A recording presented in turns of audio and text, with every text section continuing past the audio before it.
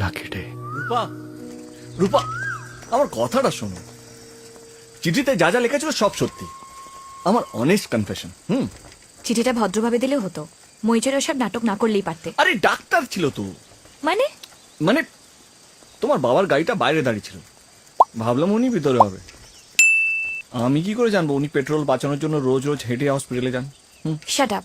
ওখানে পার্কিং পাওয়া যায় না, তাই বাবাকে গাড়িটা ড্রপ করে দিয়ে আসে। ও মাই মিস্টেক, সরি। হ্যাঁ সরি। এরকম সঙ্গে সঙ্গে যেও না ভানু, প্লিজ। তাহলে তুমি হ্যাঁ বলে দাও, আমি এক্ষুনি চলে যাবো।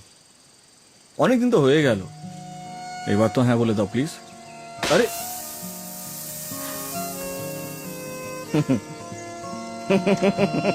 তোমার সাইকেলের চাকাটা তোমার থেকে বেশি ইন্টেলিজেন্ট, তোমার আগেই উত্তর দিয়ে দিল। কি বললো জানো? কি? Yes. আমার কিন্তু আর ভালো লাগছে না ভানু। রূপা,